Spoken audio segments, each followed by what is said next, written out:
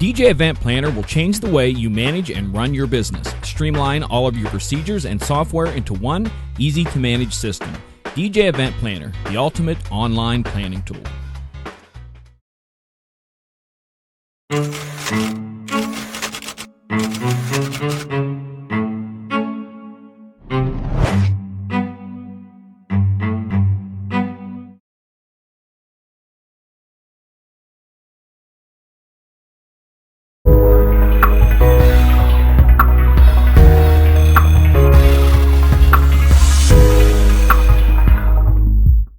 But no, John, we need to spill all the secrets. Like now. Wait, no, hang on a second. Rey is really Luke's illegitimate daughter. What? You didn't catch that from the preview? Now, if you do it one more time, I'm gonna hang up. I have no idea what that said, but okay then. That was actually one of my call recorder. They cut some, and the Indian accented man was like, "You do that one more time, and I am going to hang up." I put that up there so every time that because you have this propensity to mention Megaseg every time. So every time you were going to mention Megaseg. Now, if you do it one more time, I'm gonna hang up. Now it makes a lot more sense. Okay. Oh my. Well, on that note, thank you very much for tuning in on this Monday evening. I truly appreciate each and every one of you for taking time out of your busy schedule. And if you don't know what I was getting at, maybe 15 minutes before we came on the air, they finally revealed the final Star Wars: The Rise of Skywalker trailer. And it was as cryptic as everything else. It's all the other ones for the last number of years. Pretty much as cryptic as the other movies have been, let alone the trailers leading up to them. So, yeah. But anyway, so with that note, we do have a very cool show for you tonight. John and I started talking about this last week. And this actually, I will say this came from one of you guys during the chat. I forget who it was. I'm hitting myself now for not having that. But during the chat, one of the descriptions we said, hey, if you got an idea, and when one of the questions it came basically, how do you deal when you have let me see if I still have it in here, a venue manager who is so strict everything is by the rules and not the brides. And then John and I got to talking and we said, you know what, that makes a great topic, not necessarily maybe just the strict people, but all the different types of venue managers that we might be able to deal with, and really just kind of giving some insight into that. So tonight's show is going to be giving some tips, some tricks, and just some advice maybe on how to talk and work with all these venue managers, because for every different place that you might play, there's probably a different type of venue manager. Pretty much. We came up with 10 right off the top of our heads, and it didn't take long. So let's start with our very first one. These are our little quirky type things that the venue managers may display. This could be a catering manager. This could be the venue owner. This could be a variation thereof. We've all run into the person who's in charge with one of these personality traits. So let's start with the one that basically was referred to in the question, a control freak. You've got a venue manager who is wanting to be in complete control to the delight or the chagrin of the other vendors in the couple. How do you deal with that, Dan, when you've had situations where the venue manager comes up and is like, hey, this is how we do it here? So we have one place in my area that is totally, like, the second this came into mind, this person was instantly in my view. And for my local people who have played in my town, you're probably thinking of the exact same person. And so I'm going to try and be as cryptic as I can for that reason. She's really nice, don't get me wrong, but very much, this is my place, this is my rules, this is the way it's going to be. Yeah. I actually tried to do something and it backfired for me. So a couple years ago, I was playing in this venue and I knew this the way that she was, just from a couple of interactions with her. I knew this was how it was going to be. And so I just said, you know what, I'm going to do the kill him with kindness. I'm going to go in, I'm going to try and be helpful. I'm going to try and be, almost over the top in my nicety, if you can call it that. Sure. And I actually, and at one point I was kind of following her with something, or I happened to be passing by her, and she just turned and she snapped my head off. And she was just like, you have been nothing but it. And I was just like, Like, and the whole rest of the night, the rest of my game was just completely off because I was just like, what did I do? What did I say? How did I tick her off? Like, legit, like, what did I do? And I realized that when I was trying to kill her with kindness, I don't know if she thought I was kissing up, whether she thought I was going against her, but I quickly realized that when I'm at this particular venue, I do my job. I do my job and I don't worry about anything else. And if I see one of her staff doing something that they shouldn't do, I turn the blind eye to it. And I hate to do that for my couples. I hate to kind of, and not that like tattle on them or something like that, but you know, a mug is left or a water pitcher is left out and it's empty. I'm not touching it because that's not my place. And if I go there, I'm going to run into an issue with her and I do not want to have to do that. So I focus on mine. I focus all the energies on everything that I have to deal with. And then of course you play by their rules. Their house, their rules. So there's certain things that I know going in, and I just make sure I know them. I'm not bothering her. I'm not gonna waste any time of hers. And since then, it's been great. When I've been back for other things, it was probably about a couple years in between, but now I've been there. I have a recurring event about once a year that's there for a corporate client, and then I have a couple others weddings that I've done there. And when I've gone in with that mentality, completely different situation. I like your phrase, your house, your rules. And I think that's the part that sometimes chafes us a little bit. But in reality, when you have that person who's a very controlling person, it's got to be that way. We aren't in a position, because as Day mentions here, Mr. T tonight, by the way, is Day, day and night. That happens, and it can cost you a lot of money really quick with future referrals. And not only at their venue, but sometimes as a bride will go and get a price list from venue A and from venue B and venue C, and venue A has got it in for you, and she will hand out, and here's the DJs who are referred to. And if the bride's like, oh, wait, I don't see John Young on this list. What's going on? Oh yeah, he's a jerk. He's so tough to work with, and he's got this fetish with Megaseg. I don't understand it, and things like that can go and fit. I could say I could play my little. Now, if you do it one more time, I'm gonna hang up. That was so funny listening to him go on. For those of you who don't know, I've got a call blocker, robo blocker on my phone, and it's a script that this guy has done. And sometimes it catches, and I've got a couple of them on my Facebook page, but where it'll catch a spam caller. And this was one that he was engaging with it, and he got ticked off at it because he thought it was real. It was, yeah. So yeah, anyway. Oh my. So their house, their rules. I think is probably just a good way to kind of leave that one. When you have that control freak, you smile, you do that, and if it's bad enough, you don't burn the bridge. You just don't come, you just don't accept events there if it's that bad. But I think it's going to lead us to, I might even skip down to the third one or the fourth one that we have here. I think part of the reason why sometimes we have like you said, chase us, because we've been at some of those venues where we get the other side, the different type of manager who is very aloof, very just whatever, and we can't do the your house, your rules because there are no rules. And so you almost have to know what you're dealing with going in, and that can sometimes be the hardest piece of this whole thing, is identifying the type of venue manager, the type of owner that you're going to be dealing with ahead of time. And you're jumping down to I don't give a crap, make my day easy. Yeah. They kind of, and this is another personality style where they've got the venue and they paid for the venue's been paid off for 10 years, 20 years. And they just basically want you to make their day as easy as possible. If you're going to use anything that makes a mess, they want you to clean up the mess on the floor.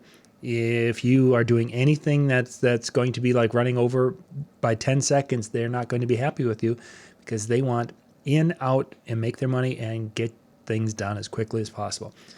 The negative about that is beyond that, that's the only guidance you're going to get from them. And sometimes you won't even hear that from them. You can just see their apathy and their disdain for actually the people that are there, which happens. but their idea is that, we're here to make their day easy, take care of problems so they don't have to deal with it. And however you do that, it's up to you. We really don't care. I've got a couple of those venue managers that I have worked with, and one of them, just because of being able to do what I needed to do to his level of satisfaction, i.e., made his life easier.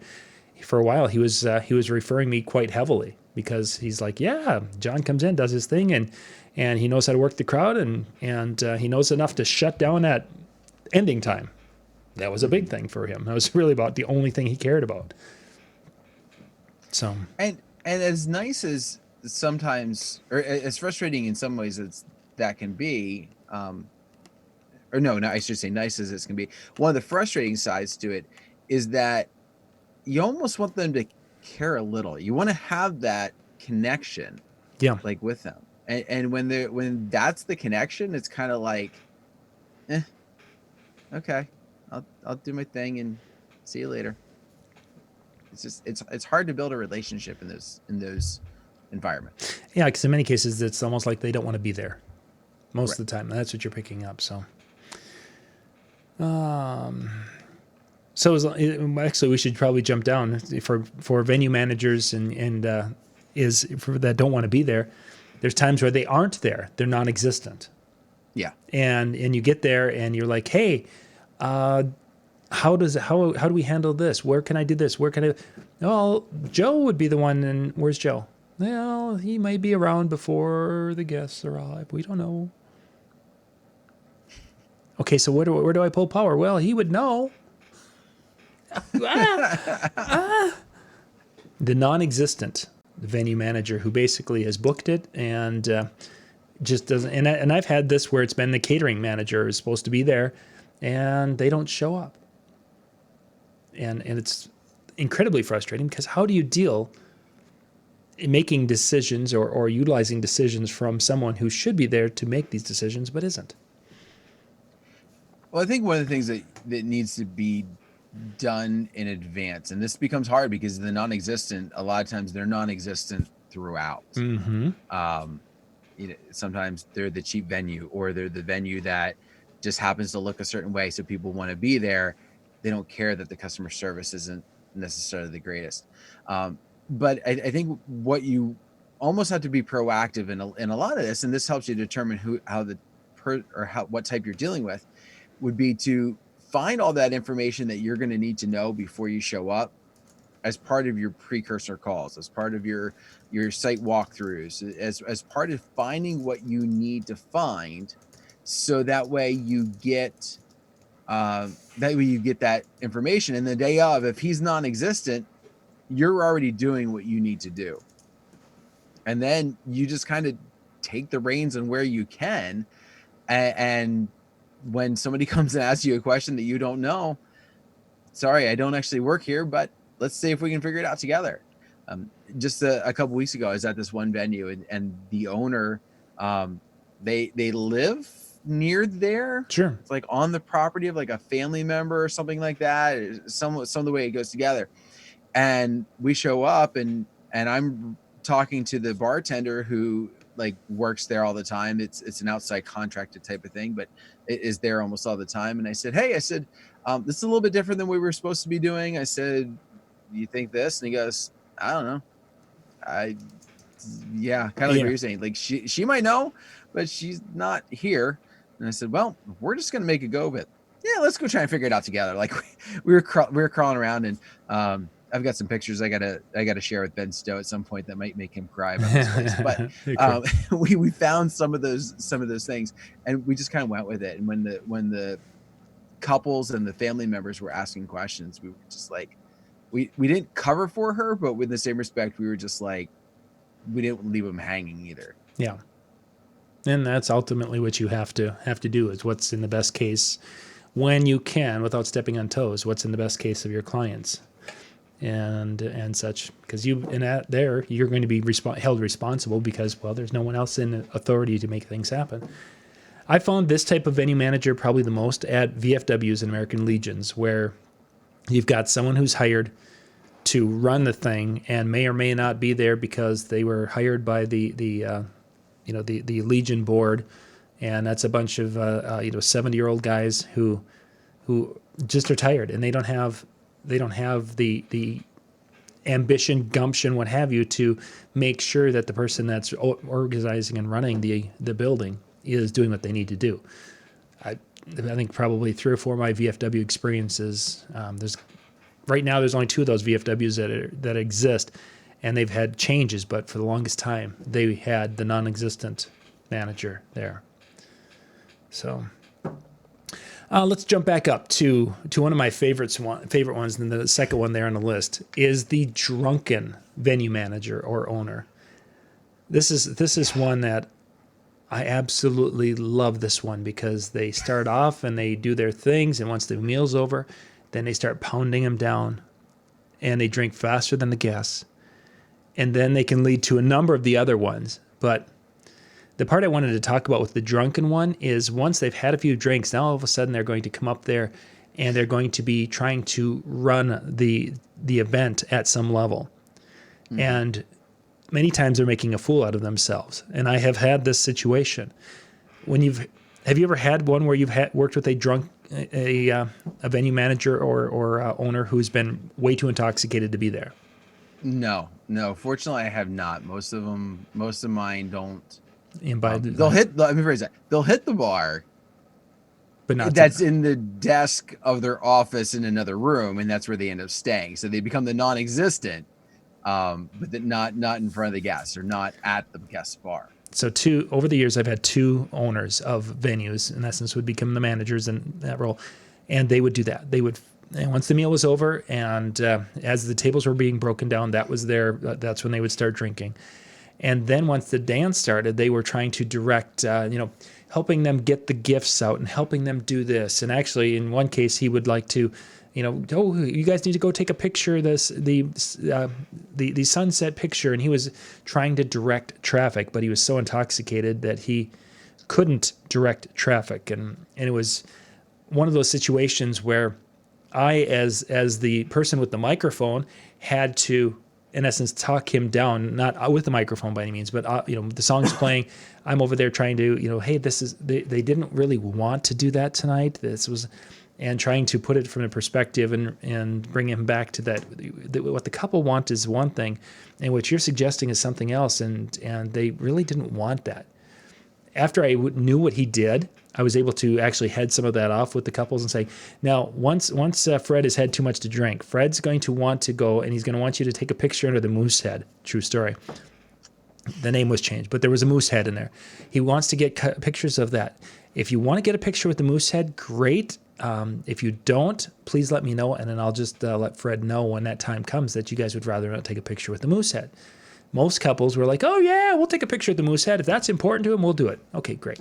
One couple, and one I headed off, and because they didn't want to. The reason I brought this up is because I had a couple, and they were completely horrified because they were anti-hunters and vegan. And all of a sudden, Fred's like, "Oh, we got to go take the picture by the moose head." Well, the drunken venue manager, drunk in the office. Yeah, Howie's mentioning the drunk in the office one. You've got to handle it with kids' gloves because you don't want to offend. You don't want to make him or her look bad. You don't want to ruin that relationship. But you also have to watch out in that case of what's in the best interest for your couple, because once they've had that much alcohol, they're impaired. Their judgment is impaired, and they could do something that's going to be a lasting negative memory for the people who have hired you. Do you find that you want to walk that line, obviously, because you don't want to be bad mouth, but when you have a situation that's to that extent, and it's the owner, okay, it's not a venue manager who's going to get canned or potentially get canned in a month or whatever it might be, but when it's the owner who's basically not going to go anywhere, do you find yourself maybe not caring as much what they think? Because you know what, if I really don't have to deal with drunk Fred anymore, it makes my night a little bit easier. Like when I've got drunk guests, it's one thing, but when I've got drunk vendors that I'm dealing with or working with, it's suddenly a whole other can of worms, especially when it's in front of everybody. Mm-hmm. Yeah, and it gets to be so difficult is that most of the things we're having to try to fix in front of everybody and dealing with things in front of everybody. We don't have the benefit of pulling a curtain and then behind on stage, but behind a curtain, and then to talk to someone in a way that needs to be dealt with. It's so hard because half the time you end up burning bridges. And I think that's probably the most negative part of it. But on the flip side is that sometimes some of those bridges you burn were probably not bridges you wanted to keep anyway because of situations. So we've kind of actually referred to this between the drinking one and the non-existent was the disappearing one, where they're always somewhere else. And as Howie and Dana both mentioned, sometimes they're off drinking. My story with this situation is that I'm at a hotel version, and the catering manager also became the MOD after like 10 o'clock at night. So they had to be bouncing back and forth, and you're needing some things, or if there's questions or different things such as that, and they're always gone. They're up doing this, they're up doing that. They're just, in that case, just over scheduled, what have you, for lack of a better way to describe it.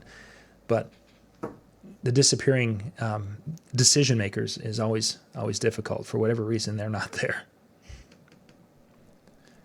I always say when you talk about the overscheduled one, while you're checking out some other things here, when they're overscheduled, because they're doing a lot, but in the same respect, you're kind of scheduled because of the song, so you've only got like a couple minutes to catch them anyway. And then it always seems like when I have those type, they're always in the room right when I'm ready to transition a song, or I'm going into an event, and then all of a sudden I see them walk in the door, and it's like, I'll get you in a second. I got to talk to you, and it's like, and then they're gone again, and it's like, come on, just never fails. Never fails. So if you would be able to go and take your music and put it into an auto playlist, and then you can go down. And there's this one cool software that has a great auto. Yeah, it's virtual DJ. Yeah, it works pretty well. So one venue I have here, and they sold, but one venue was one of the first ones I started working with, and it continued for 20 years of my performing there, probably 22 years, and then I think he finally sold, is that the venue manager wanted to be the star of the show. He wanted to make all announcements. He wanted to tell the story and do some different things with that and introduce, and he was on the microphone, especially during up until their first dance, he was on the microphone 10 times as much as I was. Even when I was doing more elaborate introductions and things, he still wanted to be the voice over the microphone. I have another venue right now that I've been doing some events at in northern Minnesota, and the venue owner has this thing he does. He starts out and he welcomes everyone there, and this is after the introductions, everyone is at the head table. He does a welcome to the room. He does a little thank you for coming, and isn't the bride beautiful and the groom looks stunning type of thing. And then he goes and introduces the meal, the menu for the night, and adding, and now they're going to be having bean stroganoff, which was a warm cream on top of some pasta and whatever that, he's going through and he's doing elaborate meal. This is his thing because, to a point, these are managers who want to be the star of the show at a specific time. I haven't had a good way of dealing with this. Every time they've done it, it's been a cringe moment. Sometimes, like the one that's still doing it up north, people have just got, anyone who's been there, it's like, oh yeah, this is what happens here, and then they're okay with it. I struggle with this one because it could be so much better than what happens. But it's their moment to be the star, and I want to give me that microphone back type of thing. But it's like and now, ladies and gentlemen, the bride and groom, yay! And then he's over there by me, like, I want my microphone now, please. He's taking the mic and he's off to go do his little thing. How do you handle a situation like that without burning bridges, without being a jerk? This one I struggle with. I haven't been able to come up with a way to handle this and make it so it would be a Jim Cerrone level of MC type of thing, where it's like, ooh, that was smooth and everyone loved it. It's great. Yeah. Now you said it could be so much better. Now my question is, because of MC skills, because of the topic of conversation, like what, or both? It really could be the MC skills in directing traffic, and it goes from a thank you, of directing attention to the head table and what have you, and then introducing how the food is going to be, or they're going to be released. This should take a total of maybe a minute, maybe 2 at most. This becomes an 8 to 10 minute thing, because it is this long drawn out. It's again, it's a performance for him, and it's kind of like a very bad actor performing. You just know that this person doesn't have the skills to be delivering or playing this role that they're playing, and yet there they are, and they're there again next week, and they're there the week, that type of thing, and it's like, it's just could be so much better to do that. You could have a little fun with the crowd and engage more, and it's the, he's got his routine, and it's the same thing every time, because every wedding I've done, he's done the same little spiel, and it's like, well, okay. I think we would do well to be able to, if we can, to approach the venue managers that are like that, especially when we're talking about they want to be at the start of the show and they've got no chops. This isn't they want to be at the start of the show and they're just going to go on forever and ever and ever.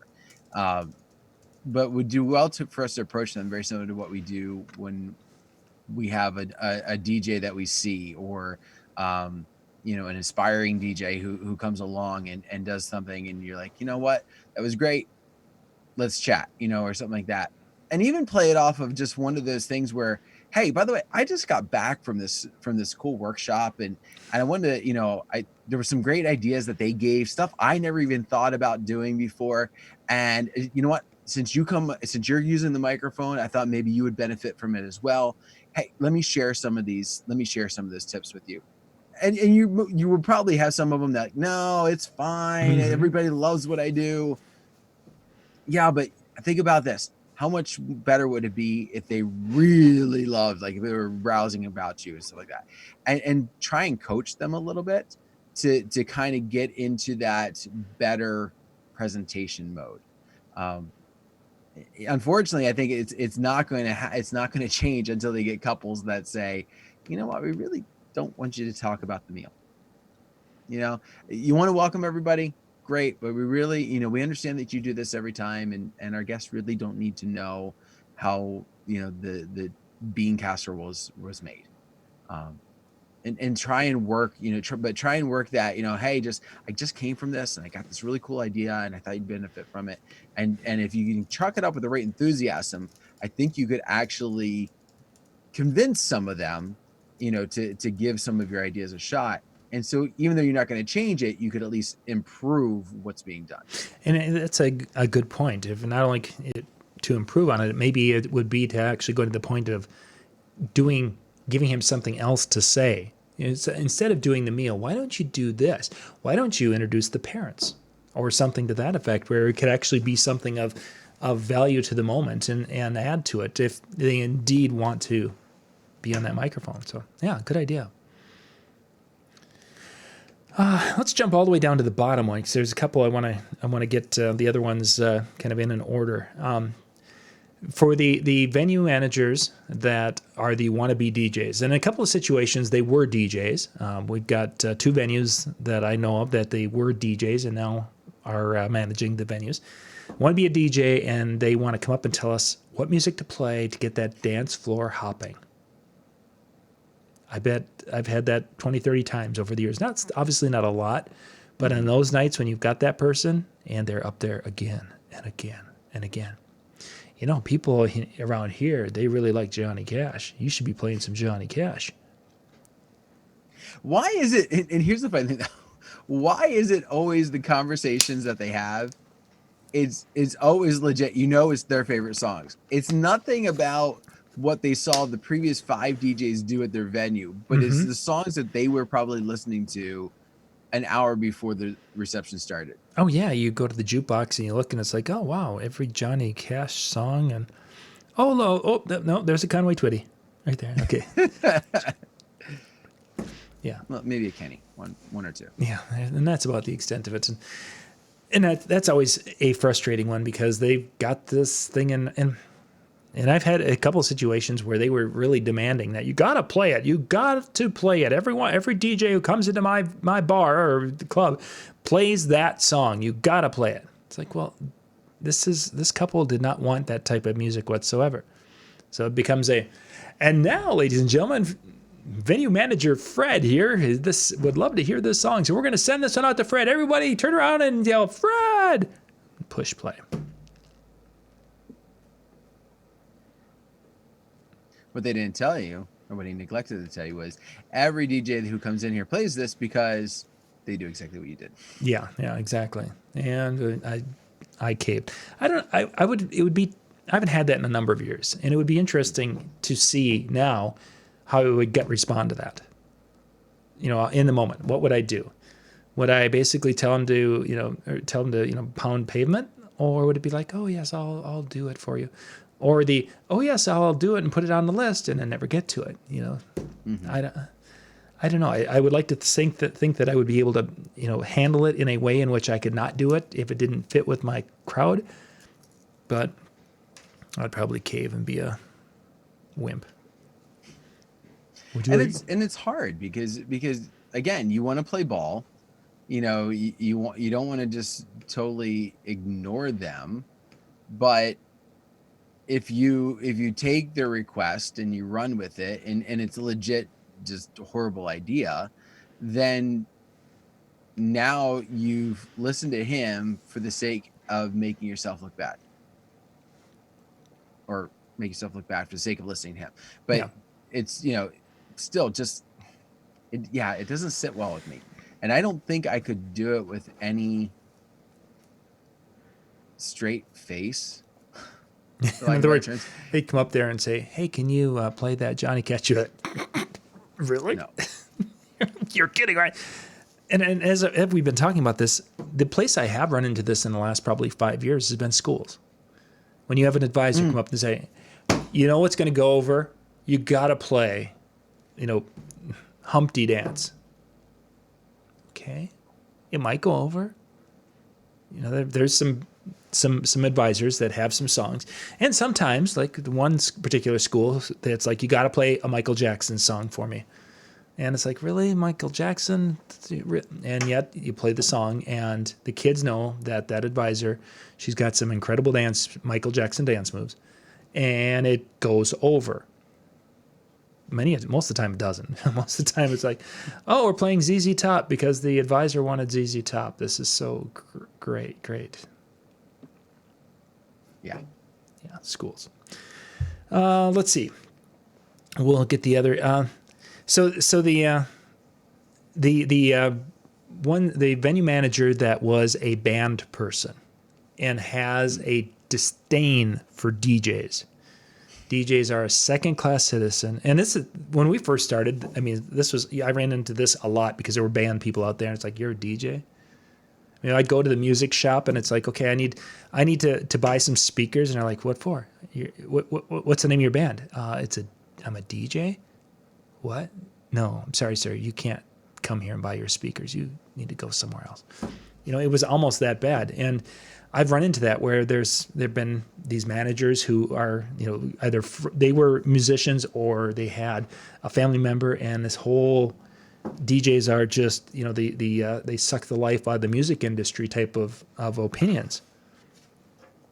And that one's a tough one because I've never been able to have a conversation with a live musician who had that opinion and to be able to do anything besides say, well, I guess we're going to agree to disagree. Goodbye. Well, because in a lot of those cases, you're battling however many years of that disdain building up. Some of it might be because in their viewpoint, had DJs never come on the market, my band would still be going. But now, because of you DJs, I have to go now get a real job, and I can't play on the weekends. And so you're not going to be able to change their mind. In those instances, obviously, you're hoping to make a good enough impression on them that as a person, they think you're okay, even though they hate what you do. But I haven't run into too many of that or too much of that, mainly because while bands are around here, there's only a few that have been real wedding bands, at least since I've kind of come on the scene, and they're not the ones that are running the venues. Like the old or the ones that previous had done it. They're not the ones running the venues. Although I do have some that prefer bands, but I think in some of those times it's just because what they see every day is DJs, and so what they like bands because it's different. And I get that. I certainly get that. I mean, I've had that conversation numerous times with couples who are like, yeah, we're debating between a DJ and a band. And it's like, okay, so why would you want to hire a DJ? Well, we like the variety of music and things that they can take requests. Okay, great. Why would you want a band? Well, we want to have that live experience of a band. Great. You've got two very good and valid points there. My suggestion is to do both, if you can. Swing them both. Well, we can't. Well, find a really good band and invest in that then, because you're only going to you're only going to do your wedding reception once, and if you can't get a really good band, then you go with a DJ. If you can get a really good band, that'll be something unique and different. So anyway, yeah. The last two are somewhat similar, but just from the different gender. Starting off with since we've been talking about male venue managers in many cases, is the venue managers who are male chauvinists and basically are going to, at one time when we were a multi-system, I think 2/3 of my staff was female. And there were some venues that our team wouldn't go to. They just absolutely wouldn't, because they knew that if they went to that place, they were going to be degraded in essence by go ask the girl what music she's going to play tonight. Those types of statements, or wow, that's a great blouse you're wearing and whatever. I mean, there were the comments and things that were being said, and the looks and leers and what have you, and they would just wouldn't go. And I'm sure that there's other DJs out there who have experienced that type of thing from venue managers who were being very inappropriate to them. The interesting part of that is that particular venue manager that was the worst of the area, brides they had no idea. You would think that there's some of that if you were that much with the DJs and I bet 4 of my staff members came back over the years and said, you know what he did tonight? And they were similar stories. And his staff, actually, now that I'm thinking about this, we actually knew one of his staff that worked out there, a young lady who was working as a waitress. She told about that going on all the time back in the kitchen. And yet, brides they never knew, because he played that so straight with them. But it's kind of crazy that he could be so one-sided to everything except for dealing with a couple. Yeah. And maybe it was one of those situations where he didn't have the full. He was the owner of the establishment, but maybe he wasn't the one who was really engaging with them. It could be. I couldn't tell you. That was a number of years ago. But yeah, these statements that some of the things that were just completely cringeworthy that you just don't do. And today he would have probably had someone calling the police on him, as far as, or there would have been something to that level, because not that he was, at least I don't know if he was physically touching anybody or saying anything or doing that, but he was saying things that would have gotten probably an attorney involved in one way, shape, or form. Mm-hmm. So. And the last one I wanted to talk about, and this is the one that actually I've run into on occasion, because a lot of my catering managers that I work with and the people planning these events are women who, as a male DJ, have absolutely that I don't know what I'm doing when it comes to being involved with a wedding. You do one thing, you go play music. Mm-hmm. Don't do any, and it's like, okay, yeah, you're a guy. You don't understand any of this. Go back in your corner. And I've had the man hating one venue manager. She is that way. She absolutely hates male DJs. I think now that I'm thinking about it, I think there's a couple of bridal or coordinators or planners, wedding planners, that are that way. So one of them, she has 3 DJs that she recommends, and they're all female DJs. Her reason is because women can relate to the bride much better than guys can, which is probably very true. I'm not going to say it's not, but to say that only. Yeah. And it's not based on what the couple needs. It's based on what she perceives. And she's, again, not a big fan of male DJs. And maybe, I'm not sure what caused it. If it was just that she has had a bad experience with a lot of DJs and just related it to gender more than skills and ability and maturity, or what the deal is. In that particular case with her, that's another one that I have no idea of what to do. I actually reached out to her early when she came into the industry, and we we had a great conversation because I was talking to her from the aspect of being a fellow coordinator, and we had a great conversation. And we were sharing some ideas about a couple of venues, because there was one venue in particular that she had reached out to talk about, and we were talking about having a good. And then because she had seen my ad, my coordinating, being a certified bridal consultant, she saw that in the bridal booklet.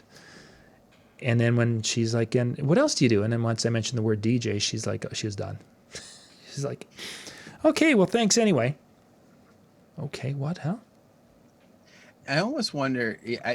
Again, you kind of go back. It's got to be that there was a bad experience, because in that instance, when you're talking about bridal consulting and stuff like that, that's almost something that's a little bit more. I don't want to say more direct, but how could you have difficulty, or how would you be able to relate like that to a bride, but then as a DJ you can't? I almost feel like, I almost wonder if it's more like the title of DJ is, okay, now you're here and you're male, so now you're done here. Mm-hmm. Versus the females that you have, well, DJ, but they're female, so that's a redeeming quality, so that brings them back up. Yeah, that would be a tough one. That would be a tough one. And I think in those situations is one of those where I kind of, especially when it being a coordinator as opposed to a venue, what, fortunately, at most she's probably working with 1 or 2 a weekend. Mm-hmm. There's going to be a lot more other couples that I had the possibility to be in front of. So those 1 or 2 are not going to be my clients, even no matter what. And so I just got to stop trying to lose sleep over it. Yeah. And I think that's the big point, is that losing sleep over it, because they're not the beginning and the end of all. And over the years, I look at all the times I've worked with coordinators, and I've had some positive experiences, but most of the time it's either been neutral or negative. And it's not because of a conflict or anything. It's just that communication thing, even though they're hired to be the go-between and a communication for us, many times that, I forgot to tell you that second song we were supposed to play, they changed it this morning, and now it's this. Okay, do you realize that this may not be in my music library, because this is like, I've never heard it before? Yeah, back before Wi-Fi and internet, where you could grab most everything. Oh, yeah. So that was our list.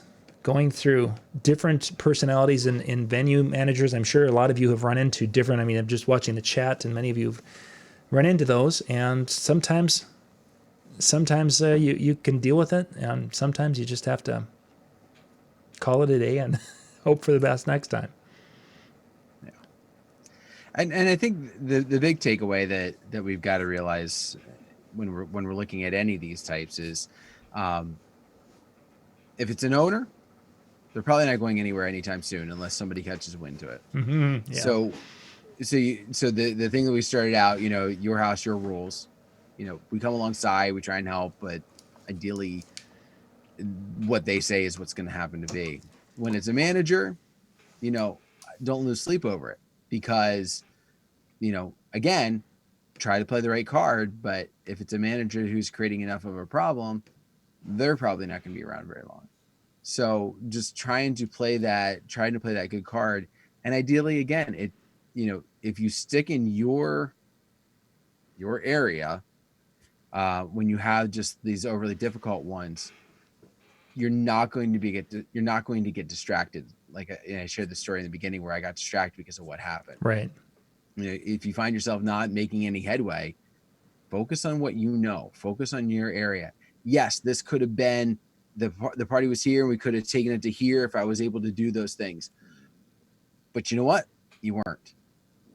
So focus on what you are able to do, so that way you've done the best possible job that's within the parameters you're allowed to work with. Yeah, and ultimately because you're doing that the best you can for the client, the bride and the groom in this case, who you want to have a positive memory of the day, not the, well, our wedding would have been so much better except XYZ happened, and then that threw that off and that off and that off, and kind of gets back to that never let them see you sweat. And it kind of fits into that thing is don't let them see you be disgruntled over here, and do what you need to do. Excellent. Cool. Yeah. And I think that's our time for tonight. Yeah. That's what happens when you got 10 different things to get through. It takes a little It does take some bit, time. Yeah. We had some good chat things thrown in here. So yeah. Yes. Yeah. Between YouTube and I had a few Facebook here. I'm sorry I didn't get to the Facebook ones. I didn't start the chat up early enough to see. And now all of a sudden I just went to the window. It's like, sorry. Next time. Join us on YouTube, the YouTube one. You can go to discjockeynews.com/live during our show, and that always takes you to the player. So you can find it no matter what the URL is. It just automatically takes you to the live video that's playing right now. So it's the cheating way to get but at least you can get there. So some great shows coming up this week, of course. I say that every week, and I'm sure some of you go, yeah, he's paid to say that. No, I legitly, I mean, I'm just making up words like crazy. Yeah, you are. Like, yeah. Almost making up words like Megan. English new to you? Yeah, pretty much. I teach math, remember? Yeah. But with that note, a lot of great shows that you do have to check out. And I'm telling you, if you're not part of seeing those, whether it's 5 minutes, whether it's 10 minutes, whether it's entire shows that you have, there's great content always available. Do yourself a favor, make sure you're tuning in. As John said, if you know a live show is happening and you don't remember the link, worst case scenario, just type in discjockeynews.com/live and you get the great show. And that's all there is. It's cool. It's fun. Quick and easy. What you need to do. So yeah, we've got Brian Tarane Benstow is going to be talking about using the proper extension cords, which may not sound too exciting, and it isn't up until the time you use the wrong one and find out what kind of things it can do to you. Then Brian and I are going to do kind of our fall wedding recap, talking about some of the fall events we had. Then Wednesday, we've got a photo booth that we're going to be talking about managing your photo booth business with a CRM system. And then Jeremy and Dave are back, and they're going to do a recap of Wedding MBA this week.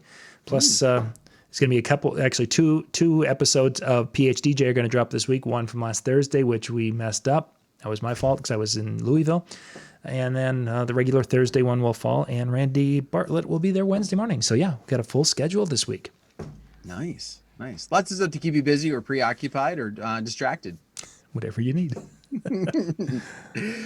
Well, thank you very much again for taking your time to join us. It's been a pleasure reading the chat and being a part of your Monday evening. If you're catching us later in the week, thank you very much for taking time, and whatever your busy schedule is, to tune in. It's been fun. Thank you. Have a great night. Good night, everybody.